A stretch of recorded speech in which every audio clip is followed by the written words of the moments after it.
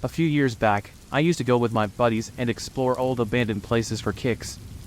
One such creepy spot was the ancient crypt at the First Presbyterian Church Cemetery on Edisto Island, South Carolina, where a young woman named Julia Laguerre was entombed way back in 1847. The locals would sometimes report hearing strange, spooky noises coming from that crypt, but were too spooked to figure out the cause of the supernatural happenings. 15 years later, when it came time to reopen the crypt to lay another Laguerre family member to rest, they made a chilling discovery. Julia's corpse was huddled in the corner by the door, her arms outstretched as if trying to escape. Well, when me and my crew rolled up to this place, my idiot friends thought it would be hilarious to lock me alone inside the crypt until morning. And that's exactly what those jerks did. I tried with all my might to force open that heavy door, but it was no use. It would have taken 4 grown men to budge it. Trapped in the pitch blackness, I realized I'd have to suck it up and wait out the long night ahead. Now, I'm not someone who gets easily spooked, but being confined in those cramped quarters, feeling an inexplicable tension mounting all around me, my skin prickling from the inky darkness that seemed to be closing in, it was legitimately terrifying. The oppressive atmosphere was suffocating. I slowly sank down the wall to sit on the floor. It felt like an eternity had passed. Then suddenly, I heard a faint scratching noise against the wall, the door, coming from somewhere nearby. Dear God, I prayed it was just my imagination running wild. But the eerie sounds only intensified, growing louder and more frantic. I scrambled into the farthest corner, plugging my ears desperately to block it all out. To not have to hear it. The ungodly racket went on for minutes that dragged like hours. It culminated in one long, harrowing shriek filled with such primal horror and anguish that it made my blood freeze, the reverberating echo lingering in the darkness long after it finally stopped. The scratching ceased too, giving way to the unmistakable sound of a young woman sobbing uncontrollably, gasping and choking on her own tears of utter despair. In that moment, I was overwhelmed not by fear, but by profound sadness and aching in my heart that resonated with her suffering. It's inexplicable, but I felt somehow responsible, regretful for whatever torment she had endured. Part of me even wanted to brave the blackness to find her, to embrace her, to offer some shred of solace, but I couldn't bring myself to face what horrors might be waiting there. I don't know if she sensed my presence or understood there was another soul beside her in that tomb. All I knew were her haunting sobs, and the terrifying sound of her fingers clawing at the door. Eventually, exhaustion took over as a blessed release, and I began to drift off. I'm not sure how long I was out before an almighty crash jolted me awake, like someone had blasted the door open from outside. Pale morning light filtered in, and I realized I'd slept for hours on end. Stumbling out in a daze, I had no clue what forces had finally allowed that door to give way. I made my way to the small chapel to collect myself before planning to confront my so-called friends. That's where I found the idiots huddled by the crypt entrance, faces frozen in shock and bewilderment. As I approached, I saw the heavy door lying damaged with deep gouges and bloody streaks. One buddy grabbed my hand, realizing I couldn't be responsible. My fingers were intact. He met the other's eyes with sheer terror. Enraged, I made sure to recount every twisted detail, so those morons fully grasped the gut-wrenching ordeal they'd put me through. I reluctantly piled into their car as we pulled away, when one of them stammered, We were too afraid to tell you before. Look at your face." Angling the rear view, I was met with the sight of reddish-brown streaks and smears along my cheeks, like someone had caressed my face with mutilated fingers as I slept. It must have been her. Afterwards, I learned that cemetery staff had made numerous attempts to seal off the crypt entrance using industrial-grade locks and chains that should have required special equipment to break. But each time, they'd return to find the door blasted open and discarded on the ground. The last try at permanently breaking it up was in the 80s, before they finally abandoned the futile endeavor. To this day, recalling the events of that night in the crypt summons a lingering unease. Let me tell you a story about something that happened to me and my friend. We'll call her Ellie. Ellie lives near this super old, abandoned hospital founded around a century ago. The building itself is hauntingly beautiful in this Gothic, castle-like way, ornate towers on the roof, a massive front staircase, huge antique doors, towering trees surrounding it. At night, the eerie scene is scored by the calls of owls. An acquaintance once related a tale from his great-grandmother about how, before it became a hospital, the premises was used for running experimental procedures on people. As a kid, I was totally entranced by this place and its fairy tale vibe.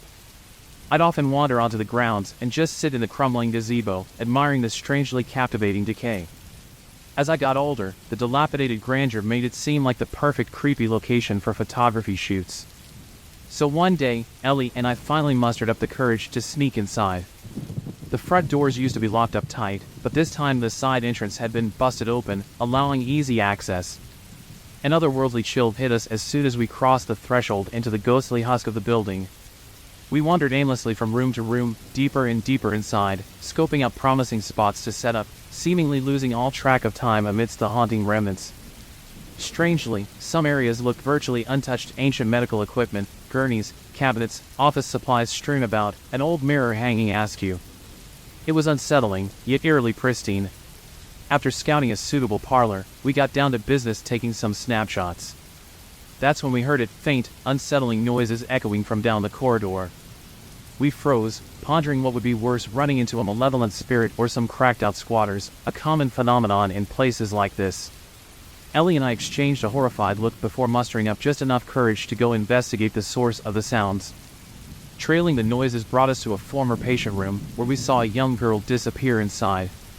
Concerned for her safety amidst the crumbling debris and shattered glass, we cautiously followed to try coaxing her back outside before she got hurt or lost. But upon entering that tiny room, there was nothing but an ancient gurney and piles of trash we didn't get a chance to inspect. The little girl had vanished into thin air. There was no way she could have slipped out the window, it was much too small. No sooner had we turned back towards the doorway in utter disbelief than the very same young girl suddenly reappeared, staring straight at us with pale, sunken features and these enormous dark eyes that seemed to bore straight through us. We were paralyzed, mouths agape, until the ghostly figure abruptly dematerialized into nothing right before our eyes.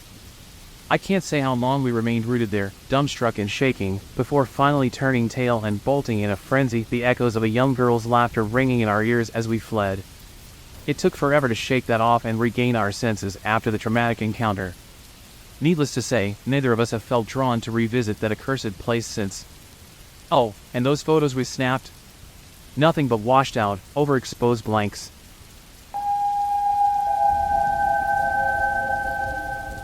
That fall, I had to travel to a remote little village far from civilization. Circumstances had left me with no other choice, but thankfully my grandmother lived there and I was able to stay with her. I used to visit her often as a kid, but once I became a student, those long trips fell by the wayside. There just wasn't time or money for that sort of thing back then. I woke up around noon, planning to take my daily walk and revisit the surroundings I had long forgotten about. Really, nothing had changed since the last time I was there. It seemed like time stood still in this place, which wasn't surprising at all. Towns like this were dying, not growing, especially isolated ones like this. There were fewer old folks with each passing year as the young people fled to the cities chasing bigger paychecks. "I'm not letting you leave on an empty stomach," Grandma said, setting a plate of pancakes and a bowl of homemade sour cream in front of me. "I'm not going anywhere," I smiled back at her. After a quick bite, I left the village and headed toward the river, which I reached before long. You could go swimming there in the summer, but not now in the middle of deep fall when the temperatures barely climbed above 50 during the day. The water would be ice cold, and I didn't feel like testing that theory. Making my way along the riverbank, I became immersed not just in the forest wilderness but in my own memories as well. As kids, we used to swim in that river all the time, but none of those old friends remain now. Some had drunk themselves to death at a young age in this isolated place, while others had gotten out forever, realizing there was no point in such a dreary existence. Though I had to admit, the nature here really was magnificent with its primordial forests, swamps, and distant mountains. The weather started turning nasty fast.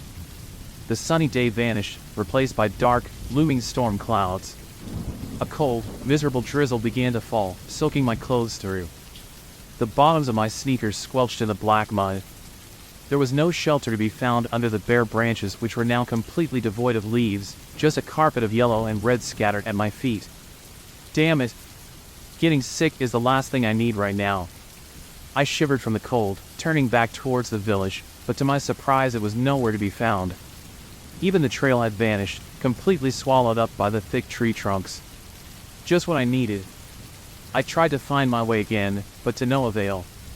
To make matters even worse, a thick fog started rolling in, so dense that I couldn't see more than a couple feet in front of me.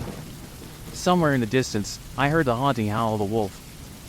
Fear shot through my body and I took off running blindly, tripping over exposed roots and scraping my skin on sharp branches.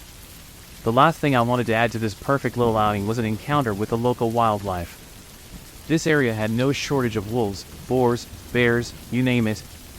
I'd heard plenty of stories about villagers being attacked by predators. I ran on ahead, straining to make out the path, but the accursed fog made that impossible. After maybe 3 minutes though, my eyes detected something dark emerging from the gray haze.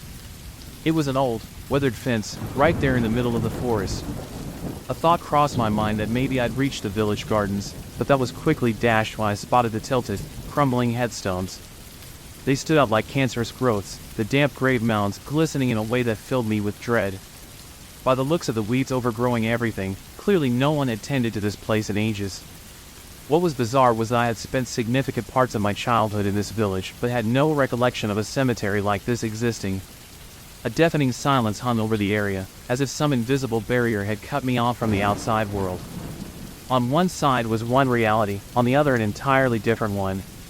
The damp, cloying fog enveloped me, sneaking under my clothes to caress my skin with clammy, corpse-like fingers. It was incredibly unsettling. A chill ran down my spine. Why didn't I know about this place? How could I not? I pressed further inwards, spellbound as more and more graves materialized from the fog. The inscriptions were too faded and weathered to make out. This graveyard gave the impression of being centuries old based on the dilapidated state of the stone and wood markers. Rounding a withered fir tree, I came upon a small clearing with a rundown groundskeeper's shack, its roof full of holes. Coffins, old and nearly rotted through, lay scattered around the entrance along with a crucifix I had to step over to grasp the rusted door handle and force it open with an ominous creak. This whole setting was like a scene ripped straight from some horror movie I used to love watching back in the city. And as the main character, I had a sinking feeling this wouldn't end well for me. A chill went up my spine and every fiber of my being was screaming danger. Inside, a rickety, mold-speckled table covered in rat droppings stood in the middle of the room. Cobwebs draped from the ceiling in dusty sheets. An open, empty coffin lay forgotten in the corner. In some places, the floorboards had rotted through, opening up to inky black depths that could have led to a cellar. I had no desire to find out. Part of my brain told me to get the hell out of there, but my feet carried me a step further inside before the rotten boards let out a pathetic groan under my weight. Something furry and squeaking dropped from the ceiling, and I let out a blood-curdling scream, recoiling and frantically brushing the emaciated rat from my clothes. It scurried through a gap, vanishing into the shack's bowels. Shit! Shit! Shit! I hissed, my heart pounding as the foul sensation of the rodent's touch lingered. I strained my ears, but heard only my own ragged breathing amid the stillness. The groundskeeper's shack remained eerily silent, its shadows concealing untold horrors. I needed to leave, now. As I turned towards the door, I noticed the graveyard rapidly darkening outside, night descending to merge with the fog into an impenetrable blackness. Squinting, I could just make out movement amid the headstones, dozens of human shapes shuffling towards the shack with arms outstretched. Sheer primal terror took over. With a piercing scream, I slammed the door and threw the rusted iron bar across it. Frantic, I darted around the cramped space, knocking over the table and tearing off a leg to wield as a weapon. How could this be happening? My mind reeled. I didn't want to believe it, but my own eyes couldn't lie. And then the fog. What the foo? Tendrils of mist began rising from the earth, slithering through cracks and holes to fill the little room.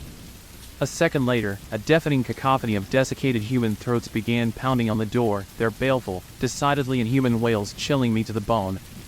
I backed up against the far wall, but a rotted hand erupted from a gaping hole in the floor, latching onto my pant leg with vice-like strength no matter how hard I tried to shake it loose. Revulsion swept over me and I started raining blows from the table leg until the putrid flesh exploded outwards and bone shattered with a sickening crunch. Finally free, I scrambled back from the opening just as the horrific, glowing green eyes and goatish skull of a corpse emerged into the gloom. Oh God! Oh God! Oh God! The shack walls shuddered under an onslaught of pounding as more desiccated limbs snaked through cracks and gaps, groping blindly. Although I realized this sad structure wouldn't be a refuge for long, I grabbed a filthy old rag and lit it with my lighter before tossing it into the far corner. The tattered fabric, perhaps a shroud, erupted into bright orange flames that licked hungrily at the open coffin. In a matter of minutes, the whole place would be an inferno. I couldn't afford to waste any more time. Leaping up, I hauled myself through the hole in the roof and hit the ground running without a backwards glance, leaving the shack door exploding inward behind me. Only one lurker stood in my path, the rotting creature somehow managing to sink its decayed teeth into my wrist before I caved in its skull with a sickening crunch of bone and brain matter. Ignoring the gore now streaking my clothes, I fled blindly through the graveyard, disoriented by the fog and night as figures continued to loom up from behind headstones only to dissolve back into the blackness. It seemed this place would never end, but after several endless minutes I finally crashed into a fence, scrambling over and tumbling down into mud on the other side. The nightmarish cemetery faded into the distance behind me as I staggered away, jumping at every innocuous sound. Utterly spent, I finally collapsed onto the damp earth and slipped into a troubled slumber. When I woke to bright sunshine streaming down, any traces of fog were long gone and the weather was beautiful. No sign remained of the graveyard. Had it all just been a dream? Sweet, blissful hope flickered for a moment until my gaze fell on the throbbing wrist wound. No. Unfortunately, this had all happened. Exhausted and shaken, I trudged off in a random direction away from the mountains, eventually emerging from the dense forest onto a narrow road several hours later.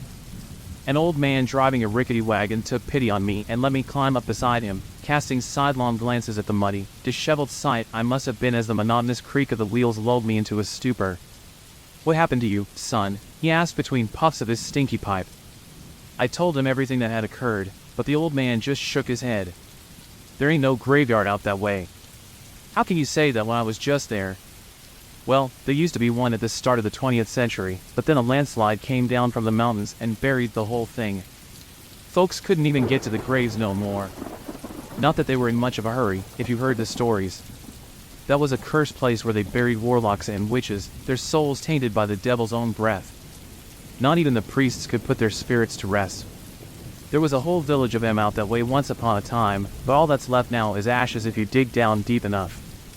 He paused for a moment, collecting his thoughts as I hung on his every word. Over the years, that whole area turned into a swamp. The dead marshes, as the locals called them back in the day. Folks that wandered and never came out the same. If they made it out at all, it was only to linger on with a wasting sickness before their soul departed to God knows where. To hell maybe, tainted as they were by whatever evil lurked in that bog. But there were always stories about a graveyard of the damned out that way too, just like you described, full of all kinds of devilry. Everybody was relieved when it got buried in the slide, sealing it away for good. Weeks later, after a prolonged bout of illness, I returned to that area but found nothing except endless forest and the noxious dead marshes where the graveyard had been. I ultimately survived, which is why I'm able to write this account. But something changed inside me. A darkness took root, or perhaps just a shadow. I can feel it lingering, warping my perceptions in unpleasant, viscous ways full of others' misery and torment. For now I'm holding it together, but who knows how long I can keep going like this. The darkness beckons, promising unholy delights. Only the memory of those tormented souls in a graveyard stops me from surrendering. The darkness may offer pleasure, but it lies. I don't want to join the ranks of those who